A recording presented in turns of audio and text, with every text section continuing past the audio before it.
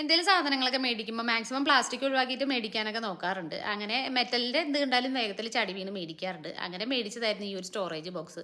സംഭവം ഞാൻ laundry basket ആയിട്ടാണ് യൂസ് ചെയ്യുന്നത്. ഇതിനകത്ത് തുണിയിട്ട് വെച്ചിരിക്കുന്നത് കാണാൻ നല്ല വൃത്തികേടാണ്. അപ്പോൾ ഞാൻ കുറേ ദിവസമായിട്ട് വിചാരിക്കുന്നതാണ് ഇതിൻ്റെ ഈ ഒരു ഗ്യാപ്പിലൂടെ വല്ല റിബണോ മറ്റോ ഒക്കെ ഇങ്ങനെ ഒന്ന് കോർത്ത് കൊടുത്തൊന്ന് ഭംഗിയാക്കി എടുക്കണമെന്ന്. അങ്ങനെ ഇന്ന് തപ്പിപ്പിടിച്ച് ഞാനൊരു വയറൊക്കെ സംഘടിപ്പിച്ചെടുത്തിട്ടുണ്ടായിരുന്നു.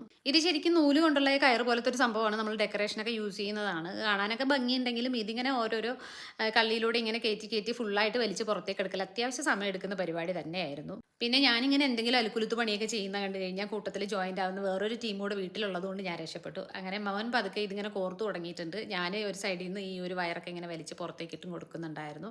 അങ്ങനെ കുറച്ച് നേരം മെനക്കെട്ടിട്ടാണെങ്കിലും ഏകദേശം ഒരു കാൽഭാഗമൊക്കെ ഞങ്ങളിങ്ങനെ ഒന്ന് കോർത്തെടുത്തിട്ടുണ്ടായിരുന്നു. പിന്നെ കുട്ടം മുഴുവനായിട്ട് ചുറ്റിയെടുക്കണമെങ്കിൽ ഇതുപോലുള്ള 2 റോൾ ഇനിയും വേണ്ടി വരും. എന്തായാലും ഉള്ളത് കൊണ്ട് ഞങ്ങൾ ഇത്രയൊക്കെ ഒന്ന് കെട്ടി കൊടുത്തിട്ടുണ്ട്. മൊത്തത്തിൽ ഭംഗിയുണ്ടോ എന്ന് ചോദിച്ചു കഴിഞ്ഞാൽ അത്രയ്ക്ക് ഭംഗിയൊന്നും ആയിട്ടില്ല. എന്നാലും ഓക്കെ, ഉള്ളത് കൊണ്ട് ഓണം പോലെ എന്നൊക്കെ വെച്ചിട്ട് ഞങ്ങളിത് സെറ്റ്